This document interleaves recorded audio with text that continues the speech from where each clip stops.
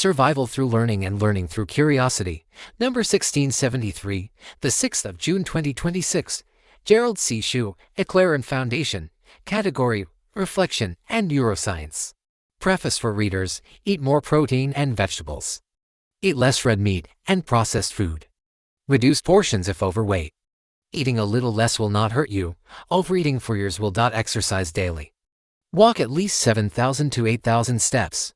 Drink 85 to 100 ounces to 0.5 to 3.0 liters of water daily. Sleep 6 to 7 hours each night. Manage stress. Avoid draining people and unnecessary conflicts. Put your health first. Wealth, fame, and power mean little without health and life. Preface: the thoughts behind this reflection began on May 7, 2026, and the early morning of my grandson's Princeton commencement day. They were further amplified on May 29, 2026, when I visited the MIT campus, perhaps for the last time, as I am approaching the age of 80 and suffered a stroke approximately 1 year earlier. Looking back, I believe my hemorrhagic stroke changed far more than my physical condition. The most obvious effects involved impaired balance, memory loss, physical fatigue, and a long process of recovery. However, as time passed, I began to realize that something else was changing as well. The change was occurring in the way I think, the way I feel, and perhaps even the way I understand the purpose of my remaining years. Before the stroke, my life contained many competing priorities. Like most people, I spent time dealing with business matters, financial issues, work schedules, job responsibilities, and countless daily concerns. Some were important, others simply occupied attention because they always had. After surviving a life-threatening event such as a stroke, many of those concerns gradually faded into the background. They did not disappear entirely, but they no longer seemed as important as they once did. What remained was something much simpler. 1. I wanted to survive. 2. To survive, I wanted to understand. 3. To understand, I needed to learn. 4. To learn, I needed to remain curious. Introduction: long before the stroke occurred, I had already experienced a series of health crises that forced me to confront my own mortality. During my industrial and business career, I lived under tremendous stress. Like many executives, I paid far more attention to work than to health. Over time, poor lifestyle habits gradually accumulated. What began as being overweight around age 35 progressed to obesity by age 40. My glucose level eventually rose from approximately 140 milligrams DL to a peak of 316 milligrams DL. The consequences unfolded slowly over the next 2 decades, from age 43 to 63. I lived with severe diabetes and its associated complications. During those 20 years, I experienced 5 cardiac episodes. My kidney function deteriorated to a level approaching dialysis. Neuropathy progressed to the point where toe amputation became a realistic concern. Retinopathy advanced to the point where I was facing the possibility of blindness. Looking back, I now realize that these events were not isolated diseases. They were different manifestations of the same underlying metabolic deterioration. My first summary is that I spent 28 years, from 1982 at age 35 to 2010 at age 63, developing a series of chronic conditions and mortality-related diseases. By 2010, at age 63, I finally woke up. I realized that neither wishful thinking nor dependence on medications alone would solve my problems. If I wanted a different outcome, I needed a completely different approach. At that point, I made a decision that ultimately changed the direction of my life. I shifted my primary focus toward lifestyle management and self-education. I began studying medicine with the same intensity that I had previously devoted to mathematics, physics, engineering, artificial intelligence, and business. What started as an effort to save my own life gradually evolved into a 17-year journey of continuous learning. Over those 17 years, I devoted approximately 15 hours per day and 365 days per year to studying health and medicine. By 2026, I had accumulated roughly 84,000 hours of self-study in medicine. During that time, I collected more than 4 million personal data points related to biomarkers, pathophysiology, lifestyle behaviors, nutrition, exercise, sleep, stress, and other health variables. At the same time, I read more than 10,000 published medical papers and wrote nearly 1,700 medical research papers. As an independent researcher. My second summary is that I spent another 17 years, from 2010 at age 63 to 2026 near age 80, fighting my mortality-related diseases in order to survive. During those years, I not only fought disease, but also studied, learned, observed, collected data, conducted research, thought deeply about health and medicine, and gradually rebuilt my health. In total, I spent 28 years developing diseases and another 17 years fighting them. Thus, 45 years of my adult life have been devoted to dealing with disease. This became the major signal, or melody, of my life symphony, while fame, power, and wealth gradually became the background noise of that same symphony. Wake up, and my journey did not begin this journey because I wanted to become a medical researcher. I began it because I wanted to survive. Only later did I realize that my survival was rooted in a lifetime of learning. That lifetime of learning was driven by an enduring curiosity and a desire to understand and solve the problems that I faced through my life. Throughout my adult life, I studied mathematics, computer science, engineering, physics, artificial intelligence, psychology, and medicine. At the time, these subjects appeared separate from one another. I never imagined that decades later many of these disciplines would begin to converge inside a single personal journey.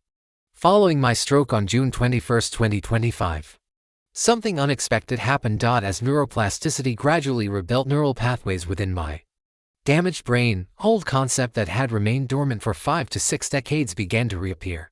Two of the most surprising examples were topology and stochastic probability. I had studied topology approximately 59 years earlier.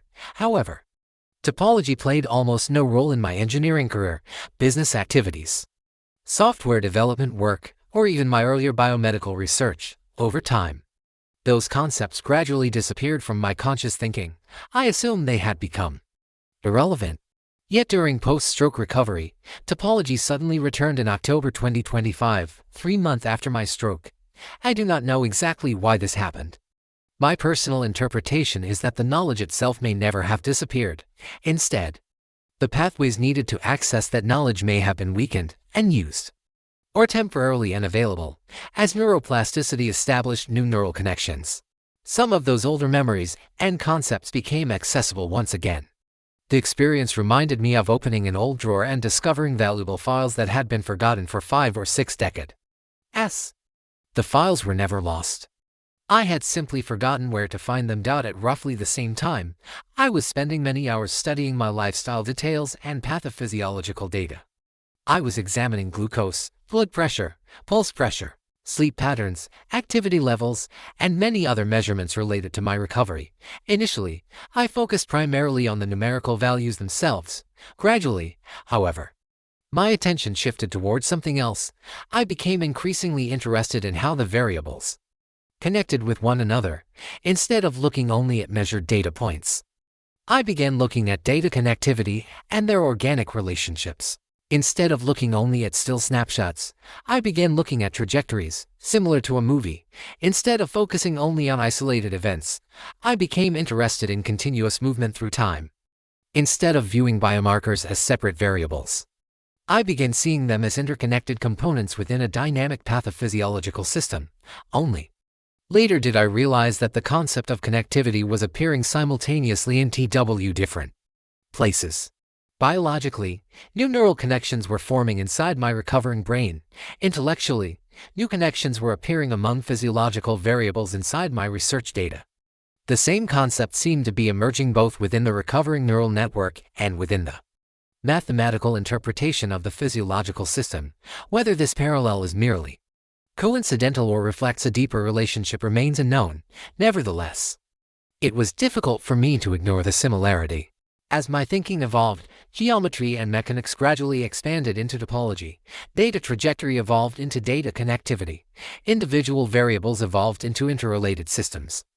Questions about stress, strain, energy, damage, adaptation, and recovery remained important. But questions about pathways, connectivity, directional movement, pivot points, and system evolution also became increasingly important. In many ways, topology entered my work not because I was searching for topology, but because I was searching for understanding. Curiosity led the investigation. The mathematical framework followed afterward. This process eventually contributed to the evolution of my earlier viscoplastic medicine theory (VMT) into what I later called viscoplastic and topological theory (VPT). Looking back, I do not believe this transition occurred because I consciously decided to build a new theory. Rather, the theory evolved naturally as I continued asking questions and following where the data led me. Recovery also produced changes that extended beyond intellectual thinking. For much of my professional life, I operated in highly competitive environments. Such environments require discipline, emotional control, and a certain amount of psychological armor. That armor serves a purpose. It allows a person to function under pressure, make difficult decisions, and continue moving forward despite uncertainty. After the stroke, some of that armor seemed to weaken. I became more easily touched by ordinary human stories. Acts of kindness affected me more deeply. Stories of struggle and perseverance often remained with me long after I encountered them. At first, I viewed this as another consequence of the stroke. Later, I began to see it differently. Perhaps recovery was rebuilding more than cognitive pathways. Perhaps it was also reopening pathways related to empathy, compassion, and emotional connection. I do not know whether neuroscience will eventually support such an interpretation. I simply know what I experienced and how I felt. At the same time, my focus became increasingly concentrated on understanding the mechanisms of stroke and recovery. This was not merely an academic exercise. I was trying to understand the event that nearly ended my life. Every measurement became a clue. Every trend became a signal. Every observation generated another question. The questions generated more learning. The learning generated more understanding. The understanding generated additional questions. Over the past 11 months, more than 400 papers emerged from this process. These papers themselves were never the primary objective. They were simply records of an ongoing conversation between observation and curiosity. I call them my journal notes or lab logbook. As an engineer, I naturally approached the problem as a dynamic system. I wanted to understand where the system had been, where it was now, and where it might be heading. This effort eventually led to the development of TSI stroke models and other analytical frameworks that helped me monitor trends and identify potential risks before they became major problems. The models themselves were not the destination. Survival was my destination. The models were simply tools that helped me navigate through this journey. When I look back at the past 17 years, I do not primarily see a collection of papers, formulas, or datasets. I see a long conversation between curiosity and survival. The data documented what my body was doing. The papers documented what my mind was thinking. Together, they created a rare combination, a deeply longitudinal biomedical record and a deeply longitudinal cognitive record from the same individual. The data recorded physiological change. The papers recorded intellectual change. Together, they documented the coevolution of my body and my mind through time. Perhaps this is why I now view learning somewhat differently than I did when I was younger. Learning is not merely the accumulation of knowledge. It is a way of navigating uncertainty. It is a way of adapting to change. It is a way of improving the probability of survival. The stroke did not create this belief. It simply revealed it more clearly. Today, many things that once appeared important have moved into the background. Fame, power, status, wealth, peer acceptance, social recognition. And many of the distractions that occupy modern life seem less significant than they once did. What remains is surprisingly simple. I remain curious about how the world works. That curiosity continues to generate questions. Those questions continue to generate learning. That learning continues to generate understanding. And that understanding continues to help me move forward. When I listen carefully, that is the signal I hear most clearly now.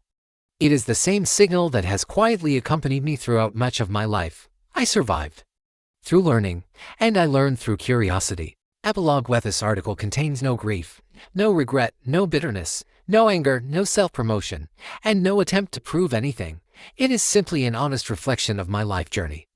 I have tried to present the facts as I experience them, and the conclusions that I currently believe to be true. As I approach the age of 80, perhaps I have finally become a little wiser. For much of my life, my vision was occupied by many of the same goals that society encourages people to pursue. Looking back, those pursuits were not necessarily wrong. But they were not the most important lessons of my life. The most important lesson I have learned is surprisingly simple. I survived through learning. I learned through curiosity. During my journey of survival, I also tried to maintain my humanity. Throughout the years, I never forgot the underprivileged children and those who were less fortunate. While I was struggling to survive physically, I also tried, whenever possible, to help others pursue their own opportunities, education, and dreams. Looking back, I believe both efforts were important. Survival gave me the opportunity to continue learning. Humanity gave that learning a purpose beyond myself. This content is provided for educational reference only and does not constitute medical advice. No doctor-patient relationship is created.